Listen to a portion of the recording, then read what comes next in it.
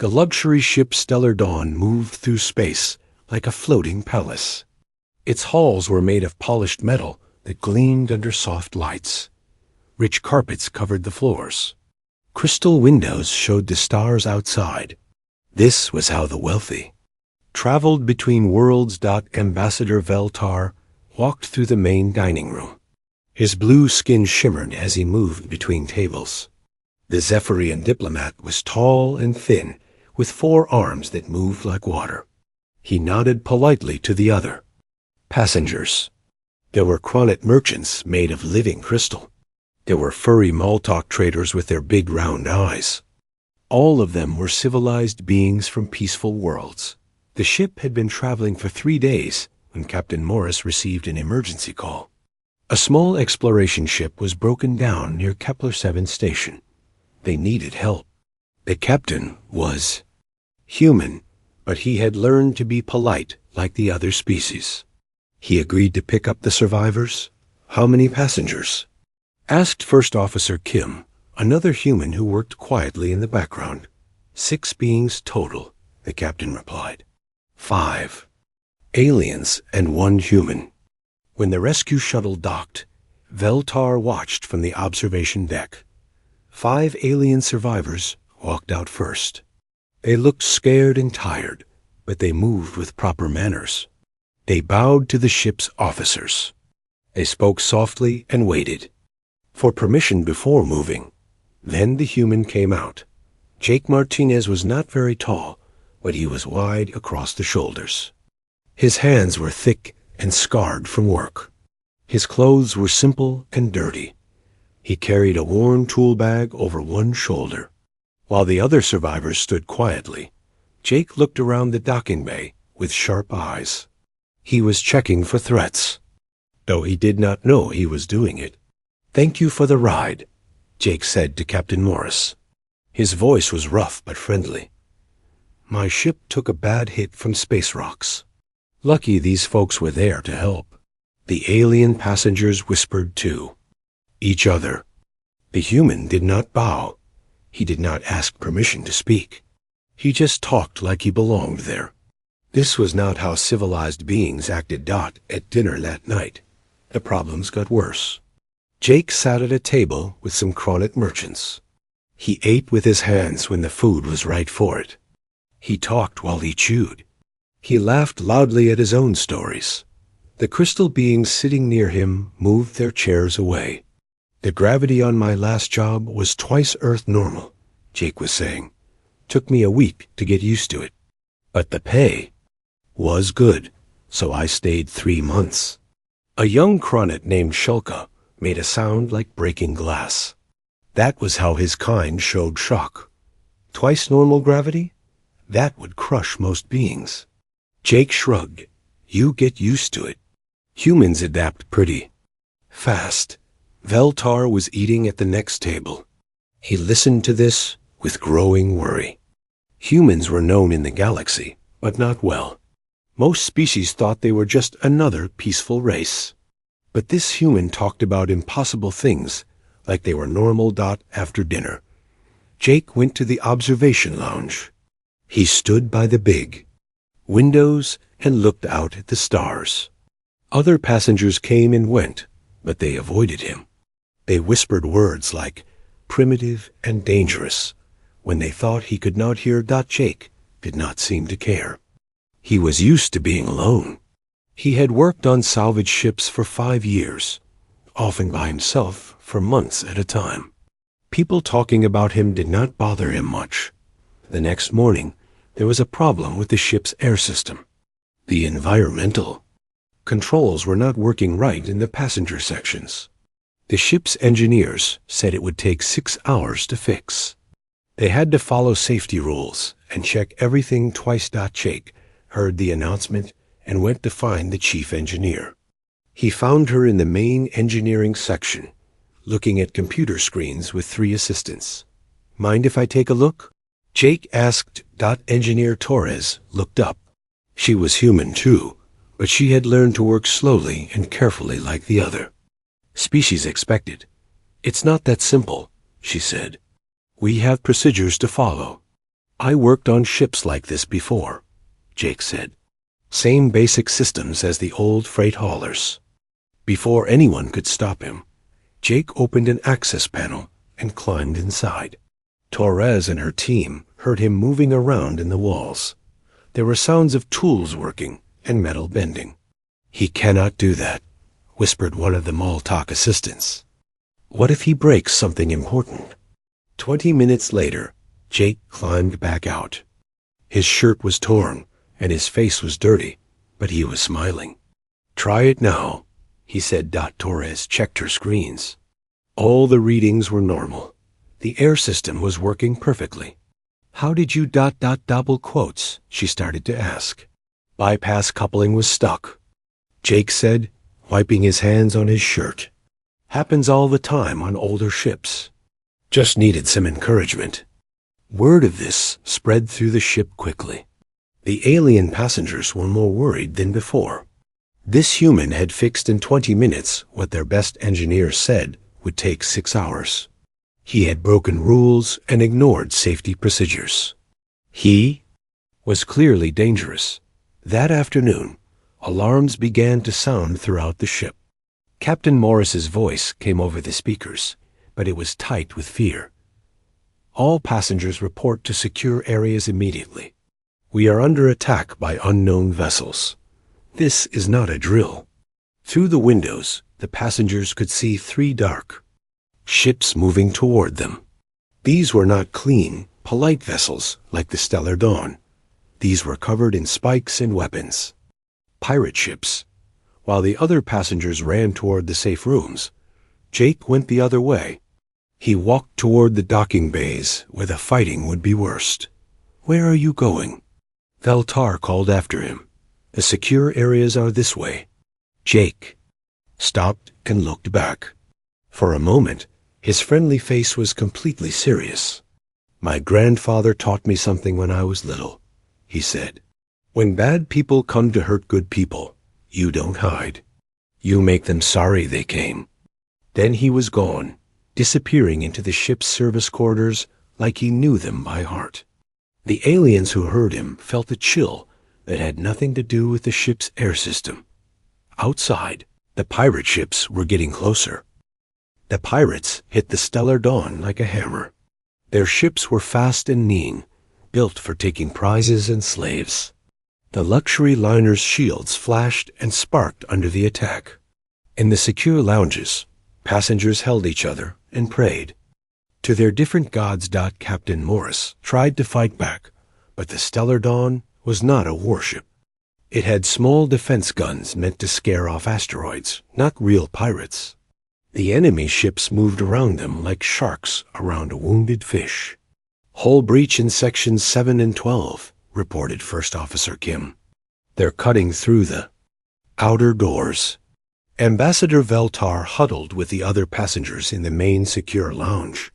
The room was designed to keep them safe, with thick walls and emergency air supplies. But it felt like a trap now. The lights flickered as the ship shook from more hits. Where are the security forces? Asked Shelka, the young Kronet. His crystal body was dim with fear. They are trying their best, said Chief Security Officer Lang. He was a Maltak, chosen for the job because his people were known for being calm in danger. But his big eyes were wide with panic now. The pirates have heavy weapons. Our people are trained for crowd control, not war. Through the security screens, they could see the pirates boarding the ship. The attackers were mostly Brutoks, a species known for being big and mean. They had thick skin, 4 arms each, and no respect for civilized behavior. Their leader was even bigger than the rest, with scars covering his face and arms. The ship's security team tried to stop them. They had stun weapons and riot shields. They followed proper procedures, calling for the pirates to surrender before shooting. The pirates laughed and cut them down with energy weapons that could burn through metal. In 15 minutes, it was over. The pirates controlled the main corridors. They moved through the ship like they owned it, taking anything valuable and looking for passengers to capture. Rich aliens from peaceful worlds would bring good money in the slave markets. But something was wrong. The pirates kept running into problems. They did not expect Dot in Corridor B7. A group of Brutok warriors found their weapons would not work. Someone had cut the power lines to that section and filled the air with metal dust that shorted out energy weapons. When they tried to move forward, the floor gave way under them. They fell into a maintenance shaft that someone had turned into a trap dot in the cargo hold. 3 pirates cornered a group of Maltok servants. But as they moved in to capture them, the lights went out. In the darkness, the pirates heard sounds they did not recognize. Footsteps that moved too quietly. Breathing that was too calm. When the lights came back on, the pirates were unconscious on the floor. The Maltok were safe, but they did not know how Captain Vex Grimjaw, the pirate leader, was getting angry. His crews were reporting strange accidents all over the ship. Men were disappearing. Equipment was breaking down. It was like the ship itself was fighting back. "Find out what is happening," he growled into his radio, "and find those passengers. They are worth more than this whole ship." In the secure lounge, the passengers watched the security screens with growing confusion. They could see pirates moving through the corridors, but fewer of them now. Sometimes a group would go around a corner, and only half of them would come back. Sometimes none of them would come back. "What is happening out there?" whispered Ambassador Veltar. Chief Lang was watching his screens with disbelief. "I do not know. Our security teams are still in the lower decks, but something is stopping the pirates."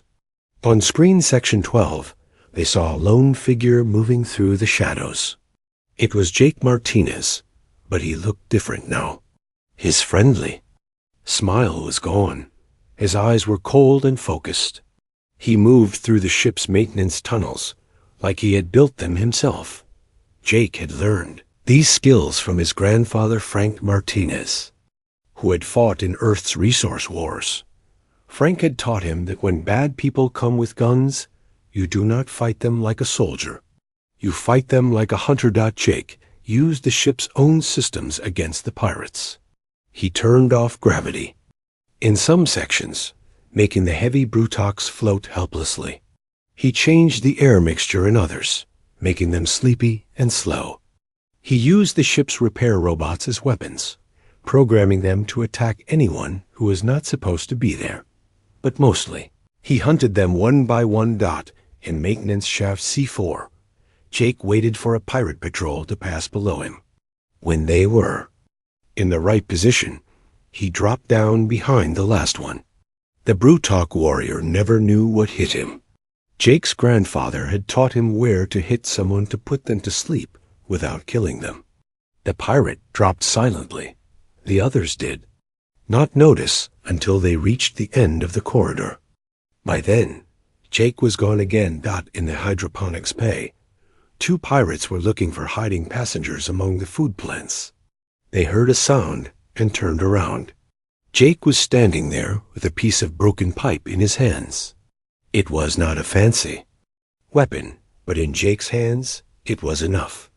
The fight was short and brutal.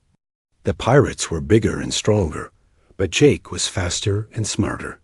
He had grown up in a world where everything wanted to kill you. These pirates had grown up thinking their size and strength made them safe. They were wrong. Captain Grimjaw was in the main cargo hold when his last team reported in. "Sir, we found the human. He is in section 15. "Good," the captain said. "Kill him. He has caused enough trouble." But there was no answer on the radio. Grimjaw tried calling again, but got only silence.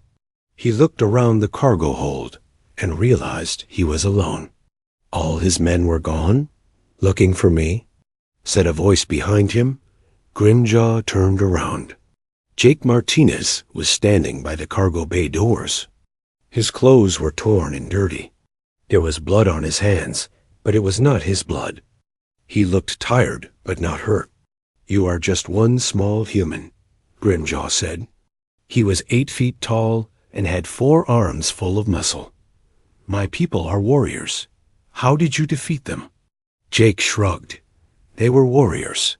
I'm just a guy from Earth who learned to survive. Grimjaw laughed and charged. His 4 arms swung at Jake like sledgehammers. But Jake was not where the pirate expected him to be. He moved like water, bending and twisting around the attacks. When he hit back, it was at joints and pressure points that his grandfather had taught him about. The fight lasted 3 minutes. When it was over, Captain Grimjaw was unconscious on the floor. Jake was breathing hard, but he was still standing. He walked to the ship's communication system and called the bridge. Captain Morris, this is Jake. The pirates are down. You can let the passengers out now. In the secure lounge, the passengers stared at the screens in shock. The human, who they had called a beast, had saved them all. But the way he had done, it scared them more than the pirates had. The Stellar Dawn limped toward Kepler 7 station with its cargo of confused passengers and unconscious pirates. In the ship's medical bay, Dr. Elena Rodriguez worked on the wounded security officers. She was one of 3 humans on the ship, and the only one who studied alien biology. Jake sat in the corner of the medical bay, letting Elena check his cuts and bruises. He had not asked for help, but she had insisted.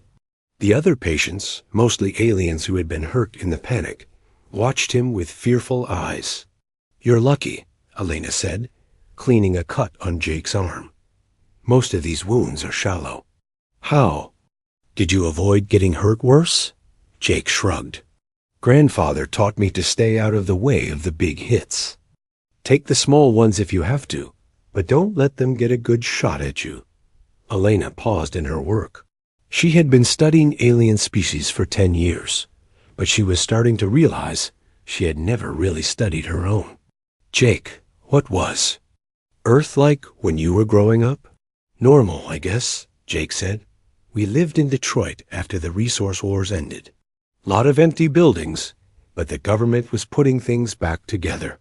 Grandfather said it was better than when he was a kid. What did you do for fun? Jake thought about it. Climbed around in the old factories with my friends. Went camping in the wilderness areas. Grandfather taught me and my sister Lisa how to hunt and fish. We played sports, football, baseball, stuff like that. Dr. Rodriguez wrote notes on her tablet. To Jake, these sounded like normal childhood activities. But she was beginning to understand that normal for humans might be very different from normal for other species. Ambassador Veltar appeared in the doorway. The tall Zephyrian looked nervous, but he forced himself to enter the medical bay. Mr. Martinez, I wanted to thank you for saving us. But I also wanted to ask, how did you learn to fight like that? Jake looked up from the medical table. Fight? I wasn't really fighting. I was just keeping bad guys away from good people. My grandfather taught me some things, but mostly I just used what was around. Your grandfather was a warrior? He was. A Marine, Jake said. But after the wars ended, he worked construction. He always said the best fight is the one you avoid. But sometimes you can't avoid it. Veltar's translator was having trouble with some of the words. Marine? Construction? I do not understand. Elena looked up from her work. Ambassador, what did your people do for protection when you were young? Protection? Veltar's 4 arms moved in confusion. From what? Our world has no dangerous animals. Our weather is always mild. Our people have not fought wars in 1,000 years. What about accidents? Natural disasters? We have emergency services for the rare occasions when someone is hurt. But serious injuries are very uncommon. Elena and Jake looked at each other. A terrible understanding was beginning to form. Jake, Elena said carefully, tell the ambassador about the tornado that hit your town when you were 12. Jake laughed, not understanding why this was important. That was wild. We were in school when the sirens went off. Everyone went to the basement and waited it out. The storm took the roof off the gym, but nobody got hurt bad. We helped clean up for a week after. Veltar made a sound like air escaping from a balloon. A tornado? You survived a tornado? Well, yeah. We got advance warning and took shelter. Basic stuff. But doppelquote Veltar was having trouble speaking. A tornado is a rotating column of air with winds over 200 kilometers per hour. It can destroy buildings. Jake nodded. This one was pretty big. Maybe an F3. We've had worse. Elena was taking notes as fast as she could. What about the earthquake in California? You mentioned you were working there last year. Oh, that was just a little one. Maybe 6.2 on the scale? I was on the 10th floor of a building when it hit. The whole thing swayed back and forth for about a minute. Some windows broke, but the building was designed for it. Veltar sat down heavily in a chair. You were 15 floors above the ground during an earthquake? And you survived? The building was built to earthquake standards, Jake said. They sway instead of breaking. It's like being on a boat in rough water. But what if the building had fallen? Jake shrugged. Then I would have been in trouble. But you take reasonable precautions and hope for the best. Elena was beginning to understand, something that made her stomach feel cold. Ambassador, what is the gravity on your home world? Standard gravity is 0.8 Earth normal, Veltar said. Higher gravity would be dangerous for most species. And the atmospheric pressure? Standard pressure is 0.9 Earth normal. Higher pressure would make breathing difficult. Elena looked at Jake. Do you remember what the gravity was like on that mining job you mentioned? The one with double gravity? It was tough for the first week. Your body feels really heavy, and you get tired fast. But humans adapt. After a month, I was moving around. Pretty normally. Double gravity would kill most galactic species, Veltar whispered. Elena pulled up star charts on her tablet. Jake, I want you to look at this. Here's a list of worlds that humans have visited in the last 50 years. Can you tell me which ones seem dangerous to you? Jake looked at the list. Well, Kepler 439b was pretty rough. Constant storms and high radiation. Gliese 667cc was tough because of the heat and heavy gravity. Proxima Centauri b was cold and the air was thin. But you worked on all of these worlds? Sure, you wear the right gear and follow safety procedures. Some jobs pay extra for hazard duty. Elena showed the list to Veltar. The ambassador's blue skin turned pale. These worlds. We classify most of these as death worlds. Completely unsuitable for life. But humans live and work there, Elena said quietly. Humans are not normal, Veltar said. What you call normal life, we call impossible survival. Jake was getting confused. Look, I'm just a regular guy. I fix things and try to stay out of trouble. I'm not special. Jake, Elena said gently, I think you need to understand something. The galaxy is full of species that evolved on peaceful worlds. Worlds with mild weather, low gravity, and no dangerous animals. Most aliens think that's normal. But Earth is different, Veltar added. Your world is what we call a death world. Everything on it is designed to kill you. The weather, the gravity, the animals, the geology, all of it is deadly. But humans live there, Jake said. Exactly, Elena said. Humans live there. And that makes you incredibly tough compared to everyone else. Jake thought about this for a while. So when I fought those pirates, you fought them with skills learned from surviving on a world that would kill most other beings in minutes, Veltar said. You are not a beast, Mr. Martinez. You are something much more impressive. You are a survivor from a world that creates survivors. Jake looked around the medical bay at the injured aliens. For the first time, he began to understand why they looked at him with fear and respect. "I never thought about it that way," he said quietly. "Most humans probably don't," Elena said. "To you, Earth is just home." News of what happened on the stellar dawn spread through the galaxy faster than light-speed communications could carry it. Ambassador Veltar sent his report to the Zephyrian Council, but even he had trouble believing what he had written. A single human had defeated an entire pirate crew without modern weapons or armor. At first, many alien governments thought the story was propaganda.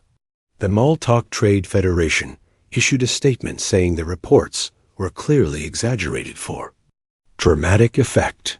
The Cronid Assembly called it impossible biological fiction. But then more reports started coming in from across the galaxy. On the mining station around Vega Prime, a human supervisor named Ryan Walsh had walked outside during a solar storm to fix damaged equipment. The radiation levels would have killed most aliens in seconds, but Ryan worked for 2 hours in conditions that required emergency evacuation for everyone else. On the agricultural world of New Eden, a human farmer named Katie Brooks had fought off a pack of native predators that attacked her livestock. The predators were the size of earth tigers and moved in coordinated groups.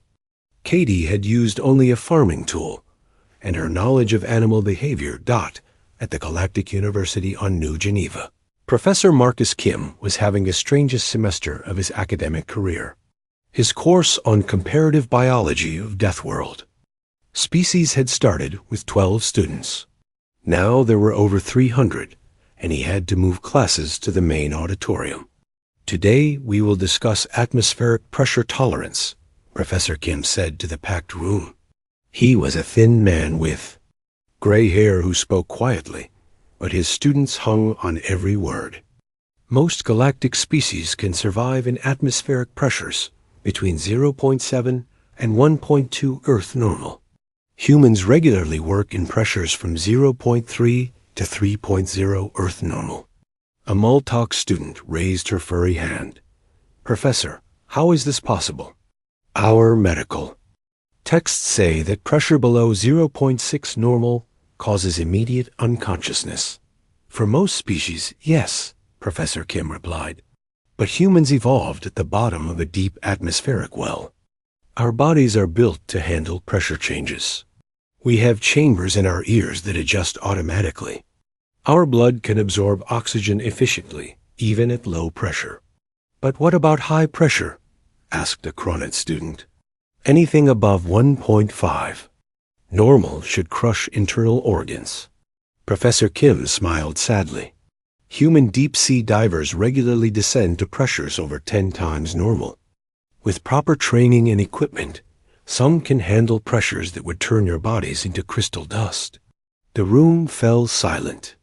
Professor Kim had been teaching for 20 years, but he had never seen students look so frightened by a biology lesson.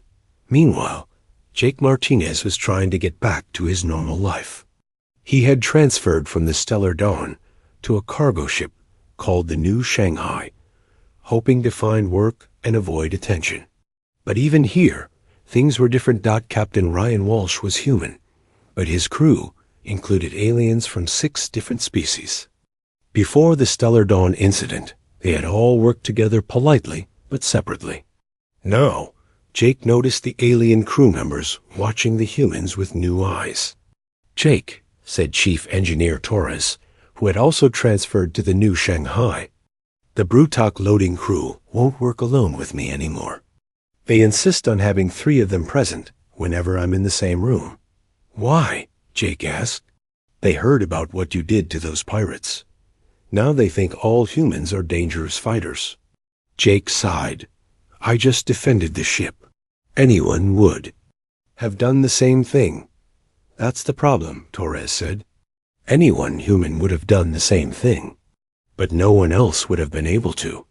The truth of this became clear when the New Shanghai ran into trouble near the Proxima system.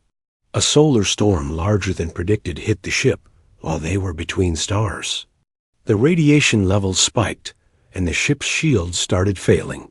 All non-essential personnel to the shielded compartments, Captain Walsh announced over the intercom. This is a Class 7 solar event. Estimated duration 4 hours. Most of the crew went to the safe areas immediately, but the ship still needed someone to monitor the engines and life support systems. The radiation in the engineering sections would be dangerous, but not immediately fatal to humans. Jake and Torres volunteered for the duty. They put on radiation suits and went to work, checking systems and making repairs while cosmic particles bombarded the ship. To them, it was just another hazardous job that needed doing. The alien crew members watched on monitors from the shielded compartments. They saw the humans working calmly in radiation levels that would have killed most galactic species in minutes. When Jake had to go outside the ship to fix a damaged sensor array, they watched in horrified amazement. "He is in open space during a solar storm," whispered Neltar, a young Zephyrian engineer. "The radiation levels are off our measuring devices." "Humans have thick skin and dense bones," explained Dr. Rodriguez, who was monitoring Jake's suit systems. "They can take a lot more radiation than most species, and their DNA repair systems are very efficient." But why would evolution create such tolerance? Because Earth's sun is more active than most stars, and Earth's magnetic field is weaker than many worlds. Humans had to develop radiation resistance just to live on their home planet. When the solar storm passed, Jake came back inside tired but unharmed. He did not understand why the alien crew members stared at him like he had performed a miracle.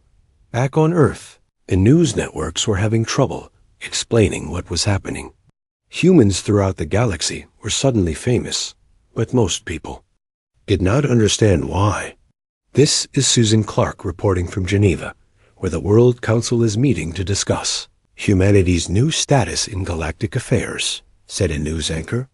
According to reports from alien governments, humans are being classified as a Class 5 survival species, the highest rating on the galactic danger scale.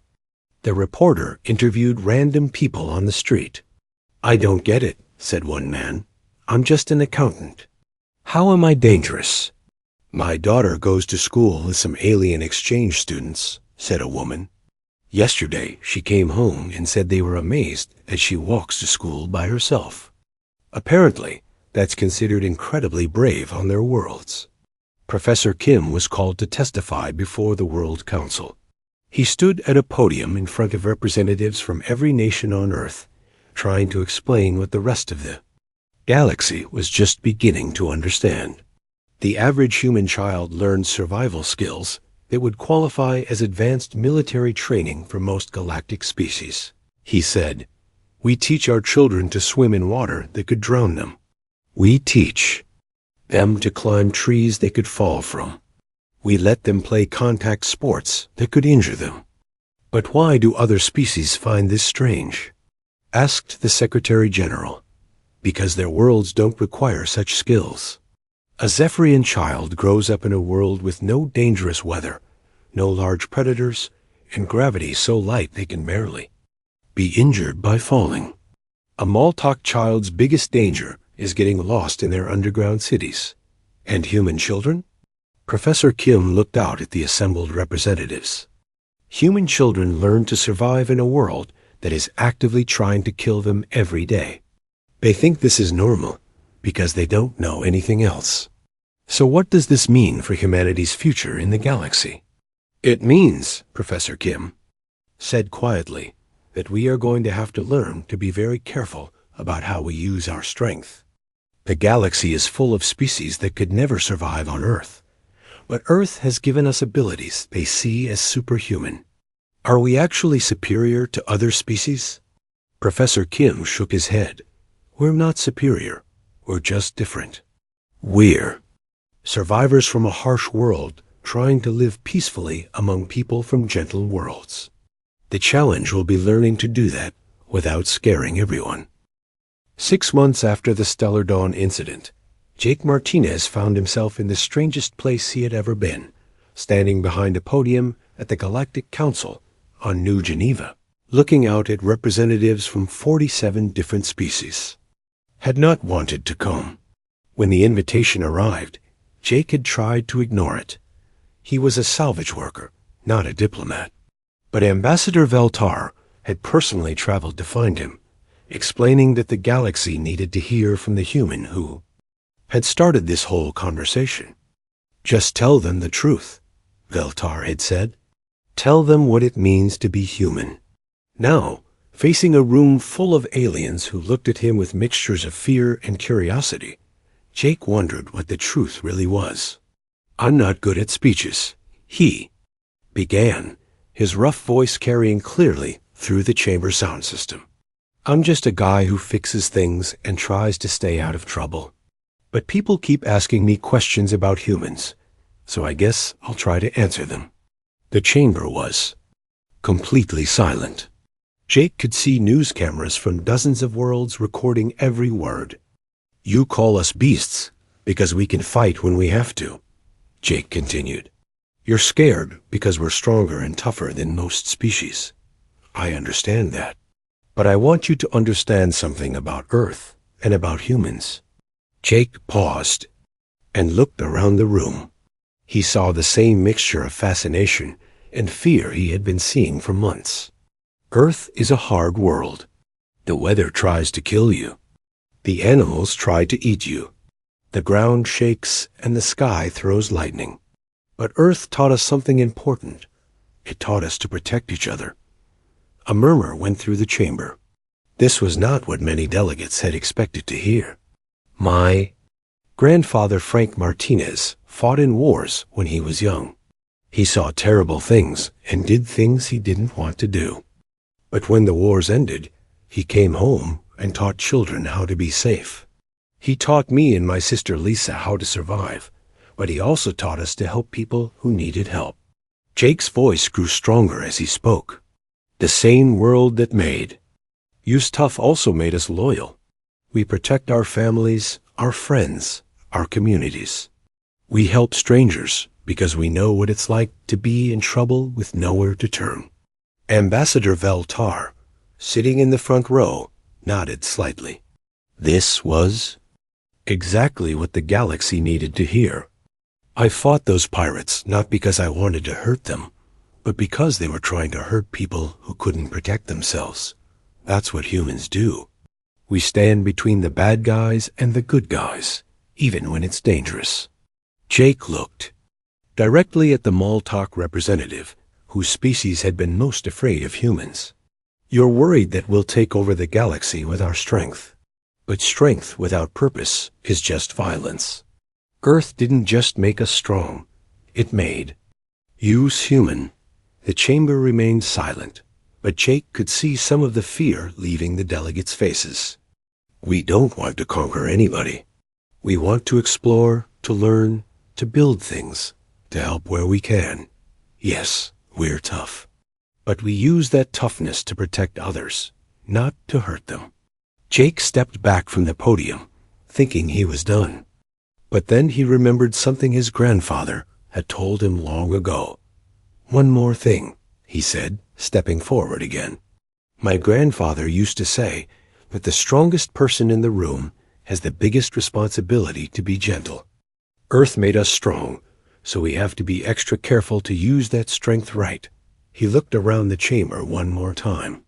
We're not monsters. We're not beasts. We're humans. And being human means taking care of each other. All of us, no matter what world we come from. Jake walked away from the podium to scattered applause that grew louder as he reached his seat. Ambassador Veltar was the first to stand, followed by others throughout the chamber. 3 hours later, the Galactic Council passed the Human Integration Protocol by a vote of 44-3. The new agreement established guidelines for human-alien cooperation while acknowledging humanity's unique capabilities and peaceful intentions. 2 weeks after that, Jake was back at work on a salvage operation near the Vega system. His ship, the New Shanghai, had been hired to help repair a damaged space station. It was exactly the kind of work Jake loved: technical problems that needed solving, equipment that needed fixing, and the satisfaction of making things work again. He was outside the ship in a spacesuit, welding a broken support beam, when his radio crackled with an emergency call. New Shanghai, this is the passenger liner Bright Star. We have a family stranded on a damaged shuttle. Can you assist? Jake looked toward the distress signal and saw a small craft rifting nearby. Its engines were dead, and its hull was cracked. Through the shuttle's windows, he could see a Cronit family, 2 adults and 3 children made of living crystal. Captain Walsh, this is Jake. I can reach them, but their shuttle is in bad shape. The hull breach is getting worse. Can you get them out safely? Walsh asked. Jake studied the situation. The shuttle's airlock was damaged, and the Cronit family would die if exposed to vacuum. But Jake had an idea. I can patch the hull long enough to get them to safety. Give me 20 minutes. Working in zero gravity, Jake moved around the damaged shuttle like he was swimming through space. He used his welding equipment to seal the worst cracks and his emergency patches to cover the smaller holes. The Cronit family watched through the windows with wide eyes as this human worked outside their ship in conditions that would terrify most beings. When the hull was stable, Jake helped them transfer to the New Shanghai. The father, whose name was Kelmer, thanked Jake with the formal gratitude of his species. You risked your life for strangers, Kelmer said. This is not common behavior in the galaxy. It's common where I come from, Jake replied. We help people who need help. The youngest Cronit child, a little girl named Shiara, tugged on Jake's sleeve. Are you really from the scary death world? She asked in a tiny voice. Jake knelt down to her level. I'm from Earth, yes. But Earth's not scary when it's home. It's just challenging sometimes. My teacher says Earth has monsters that could eat me. Jake smiled. Earth has some big animals, that's true. But humans learned to live with them a long time ago. And the best part about Earth is that it taught us to take care of each other. We protect the people we care about. Shiara thought about this. So you're like a protector? I guess you could say that. All humans are, in a way. Later that evening, as the New Shanghai continued toward its destination, Jake received a message on his personal communicator. It was from his sister Lisa, back on Earth. Hey, little brother, her voice said through the speaker. Saw your speech on the news. Mom would have been proud. Grandfather, too. I wanted you to know that Tony Rivera just graduated from the Zephyrian exchange program. First human to study xenobiology on their home world. The professor said Tony was the gentlest student he ever had, but also the bravest. Jake smiled. Tony was their cousin, a quiet kid who had always been good with animals and plants. Oh, and Katie Brooks got promoted to chief engineer on Luna Base. She's designing new atmospheric processors for the outer colonies. Apparently, her experience with Earth weather patterns is exactly what they needed for the variable climate worlds. The message continued with news about friends and family, all of them doing jobs that seemed normal to Jake, but amazing to the rest of the galaxy. Search and rescue work in the mountains. Deep sea exploration.